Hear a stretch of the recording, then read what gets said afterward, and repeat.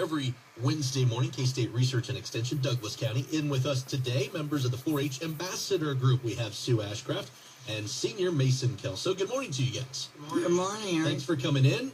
4-H Ambassador Group, tell us a little bit about it. We're going to update folks on some events. Get ready for county fair time because summertime means county fair. So let us know how things are going. First off, the Ambassador Group. Well, I'm the advisor for the Ambassador Group. It's a group of teen leaders. You have to be a sophomore, a freshman in high school or above, and their job is to represent the 4-H program throughout the county with the public. So we do public presentations and set up booths and talk to people about the value of the 4-H program. And hop on the radio. And get on the radio, that's right. Mason, have you been on the radio before? Yes, I have. I've been here with... It seemed like it. You walked in with Hank. Okay, so it seemed like you walked in and did no nervousness at all. So that's pretty cool. He probably isn't nervous. I haven't been there very much. I'm a little nervous, Mason, where do you go to school? I go to school at Eudora High School. Okay, and you said you told me you'd be a senior. This is coming year. Yes. And you said you're doesn't feel like it just yet. No, it still hasn't quite hit me. Believe me, it will. It will. All right. Well, let's talk about some events you guys have coming up. Now, is this a busy time compared to other times of the year? Like, because right now you're not in school, Mason. So is it a busier time for you with the 4-H, or is it kind of spread out over the year? It is kind of a more busier time during the summer because it really is our final rush for prep for the fair. July tends to be the craziest month because it's the month where we're trying to get all our projects in line, trying to get our animals vaccinated, get everything prepped and ready, and it's just kind of crazy that month. But the rest of the year is not as crazy, but summer is definitely the craziest months of the year. All right. Well, we're 2 days away from the official start to summer, but in the 90s, the 90-degree weather, which always associates with county fairs typically, right? Yes. Oh, yeah. The warm weather. Hot. All right. Let's talk about what you guys have coming up here in the days ahead, the weeks ahead, and then leading up to the fair. What would you like to start with? Well, the fair officially starts on Saturday, July 20th with the 4-H pet show and the 4-H dog show. But a lot of the main events don't start until the actual week of the fair. And we are lucky to have the band Sellout come back. We've had them in the past, and they are performing Thursday, August 1st from 8 to 10. And they'll be performing on the Blacktop. Admission is free, so if you want to come hear an amazing band, they are a wonderful band to listen to. And we have the ever popular Demolition Derby. That's on Friday, August 2nd. Admission is $10, and tickets go on sale noon Wednesday, July 31st. And you can get them at Building 21. Their phone number is 785-841-6322. And the Demolition Derby is an absolutely fun event to go to if you want to see a bunch of cars crash into each other, people yelling at each other. People yelling? Yeah, the Demolition Derby tends to get a little bit rowdy. Yeah. Well, the fans, I imagine, are yelling. I always wonder how they pick out the cars. Yeah.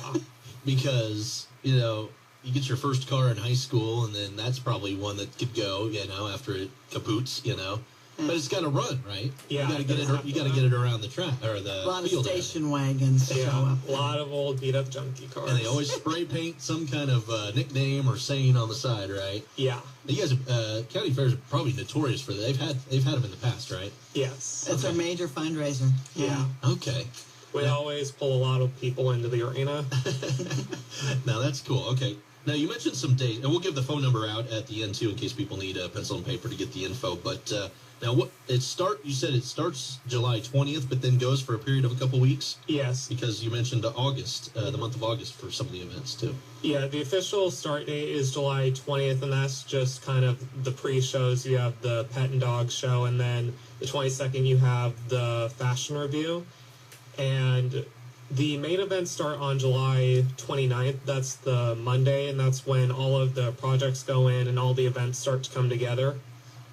Okay. So really it's a culmination of a year's worth of work for the 4-H members. And we're not just talking agriculture here. You mentioned fashion, and there's a number of categories here that 4-H members take part in, right? Right. Over 30 projects are available to 4-Hers, and so you'll see a wide range of activities that almost any kid could find something they'd like to do for 4-H.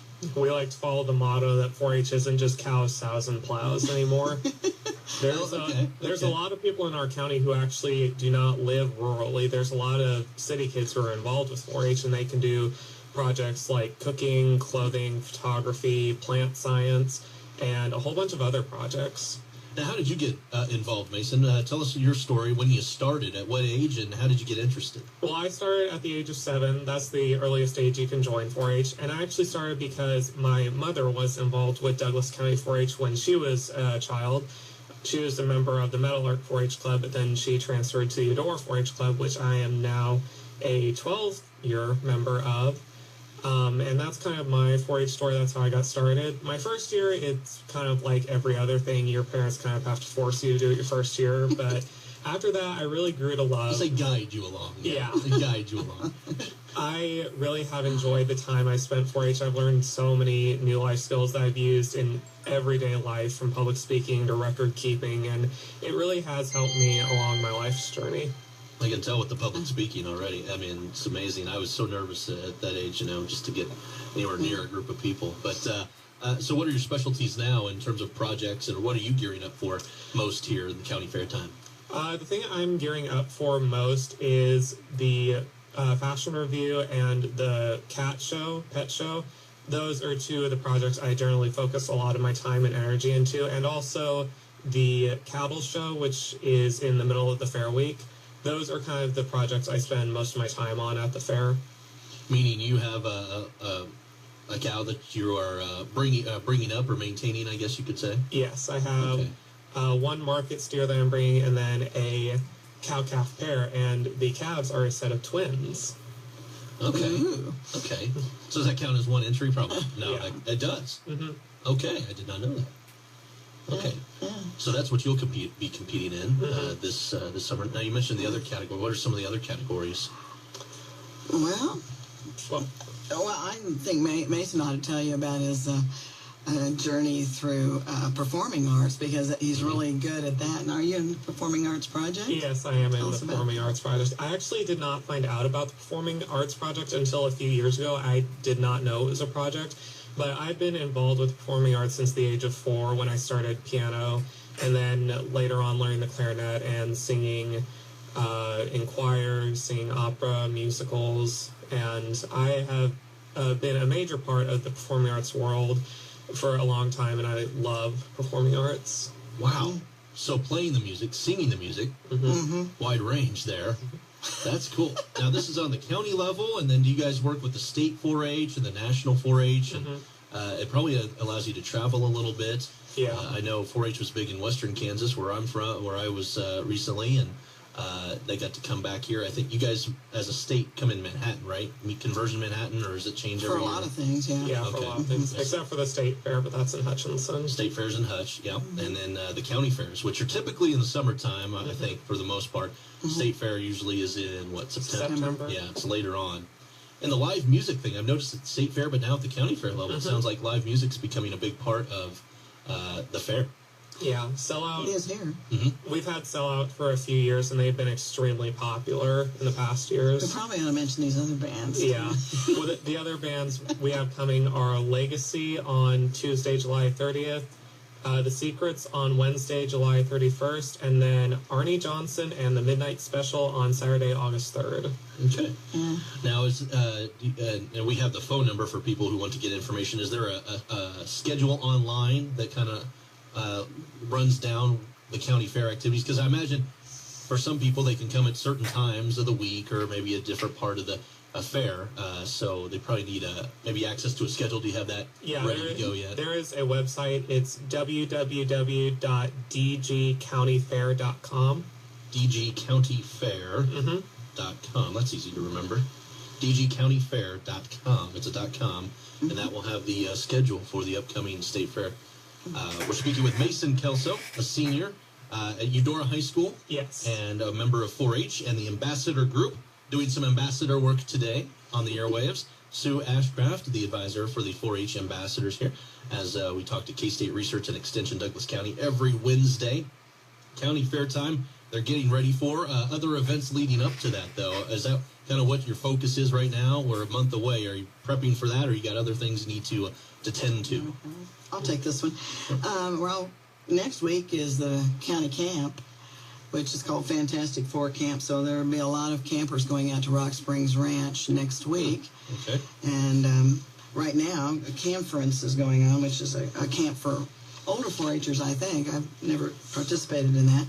July 10th is a Stitching Up Service Day Camp for those clothing members who have a little experience and have a sewing machine to bring. And over to the fairgrounds at the Dreher Building. They're going to be making projects to donate. And they need to let everybody know by July 1st if they're coming. They need to call the extension office and let people know. Okay. It's a $5 registration fee. Let's see, what else was I going to tell you? Fair entries are due July 1st also for all the 4-H members that are listening right now. Then be sure and get those entries in. Are we talking about the 4-H book? Now, what is that the book you complete each year? No, project book? I'm talking about entries for the fair this year are due July 1st. But 4-Hers do often complete what we call a record book, just to kind of keep track of all the stuff they've learned and done throughout the year. And then, awards are given out for those as well. Okay, all right. So, again, we're about a month away from the county fair. 4-H is a big part of it. Tell us about membership in 4-H. It sounds age ranges, it's boys, girls. What kind of requirements? How do you get involved if someone's hearing about 4-H for the first time? City, county, rural, urban. Tell us a little bit about who's in it and who can get in it. Okay. Well, you can join 4-H when you're at the age of 7 or older. And the way 4-H age works is you have to turn 7 before January 1st. Is that correct? Mm-hmm. And there are numerous clubs throughout the county. There's several that meet here in Lawrence. There's Eudora 4-H Club, and there's a few that meet in Baldwin City. We have a total of 10 clubs throughout the county, and each club meets once a month, and you can get information from our site, which is www.douglas.ksu.edu. And the phone number for that is 785-843-7058. And that's the extension office? Mm-hmm. Okay. Yes. Okay. And each club meets once a month. And if you are wanting to join 4-H, you show up to the meeting. They'll introduce you as a visitor. And if you attend a certain number of meetings, I think it varies for each club, you can be installed as a member of the club, and you are a member of 4-H. It's free to any kid between the ages of 7 and 19. And They have to be a resident of Douglas County for these particular clubs. not necessarily. They can live outside the county and still be in a Douglas County 4-H I club. see. Okay. We have a few people that live in Johnson and Leavenworth counties that are a part of our county. Okay, they come over in, Mm-hmm. and then you start finding your interests, I guess, and it could be maybe one specific interest, or like in Mason's case, a wide array. It sounds like over the years you've taken on a lot of different industries and interests. It's kind of just a matter of experimenting with what you like and trying to find what you like and what you're good at, and it's just a process of eliminating. Now, is this something that kind of helps you maybe in your career decisions later on? Do you have plans yet, or still focusing on the senior year at this point? 4-H has helped me with my career. I am planning to go into a vocal career, and it's helped me just stay organized with college applications and auditions, and helping me learn to communicate with college reps and professors and students. And it really has helped a lot. I imagine your transcript and your resume look pretty good too with all these projects. And 4-H does help your resume quite a bit. I like that part of it. It really shows your spectrum and your wide array of abilities, I think. Community service is a big part of 4-H too. I think sometimes it gets, on the back burner, but because people don't hear about it a lot. But all the clubs and projects participate in community service projects all the time. Like, what's an example of one you've? Our particular club is, always done the Festival of Trees and the Relay for Life, and that sort of thing. It can be as simple as picking up trash at the park, but all of the clubs do participate in those kind of activities. Very cool. Now, you guys do scholarships of any kind, or 4-H probably on a national scale maybe has openings and for scholarship opportunity? There's a lot of scholarships at the state and national level. There's a few here at the county level, but most of them are at the state and national level. Well, Douglas County is fortunate to have Douglas County 4-H Foundation, which sponsors scholarships for kids who've come through our Douglas County program. Okay. Now, Sue, in terms of membership, are you at just the right spot now? Do you have opportunity for more openings? Always have the call out for more? How are you guys doing membership? Well, we have kids graduating out of the program all the time, so we are always looking for new members. And really, we think of 4-H as a family activity. It's really, as a parent who grew up in 4-H, we sort of delayed joining just because I knew how much of a commitment it was and how much I loved the program when I was a kid. So we're looking for new 4-H families all the time. And, everybody come join us. We have a good time. That's a good way to put it. You get a new 4-H member, but it's also a family that's associated with it. And you probably keep in touch with past 4-H members, I imagine. That's why I'm here. My kids are long gone from 4-H, but I'm still doing it. They can't get rid of me. Now, how did you get involved in 4-H? Tell us. My mother was a 4-H'er in Sedgwick County. I was a 4-H'er in Butler County. And when I ended up here, there was a time when I wasn't involved with 4-H, but pretty much my whole life I've been doing something with 4-H. And I really enjoy this group of ambassadors, too. They're a lot of fun. There's 10 of them. They keep me young. I'm a retired school teacher, so I need my kid fix every now and then. And it seems pretty strong here, just as it is probably in every other county here in the state of Kansas. Seems like it's really strong. This is a good county. Enthusiasm, with numbers, and a really good program you guys got going. Thanks. We think so. Absolutely. All right. We're talking to Mason Kelso, senior, Eudora High School, Sue Ashcraft, an advisor, the members of the 4-H Ambassador Group and K-State Research and Extension Douglas County. We're talking about the county fair that's coming up. Also, a little bit about 4-H. We talked about the generational connectivity there, but also probably some first-timers. Maybe they have just as much opportunity if it's the first time for a family to get involved, as long as you have the interest and the commitment. Absolutely. Right? Okay. Let's talk anything else you wanted to touch on here as we round out. We got a few minutes left. Event-wise, the county fair, again, is coming up starting July 20th. Over at the fairgrounds. I have one more thing I noticed on our newsletter, and that is that the 4-H concession stand, which is a major fundraiser for 4-H, is looking for donations of ground beef and sausage to use in our concession stand. So if there's anybody out there who'd like to donate. For the fair? Yeah. Each day? I'm not sure how they're handling it. I would call the extension office again, 843-7058. Okay. And if you want more information on that, that'd be great. And this is coming up July 20th, and then it goes for a period of, what is it, 2 weeks? Is it 2 full weeks? Yeah, it's about that. A little over a couple 2 weekends weeks. at least. Yeah. Over at the fairgrounds. Actually, it's the main part of the fair starts Wednesday, the 31st. That's when we really invite the public out to see everything. Okay. But these other events that come up ahead of time are really interesting too. The pet and cat show, that's great for kids who live in town who think, well, I can't be in 4-H because I don't live on a farm and can't have a big I think animal. that's a misconception. Exactly. Yeah. So if you come out and watch the cat and pet show, you'll see that, Fido that you have at home may fit right in. And what is the cat show? Now, is that where you bring them out for just and they're pretty? I imagine cats can be a little. You can't hurt them, I guess, as the saying goes. Yeah.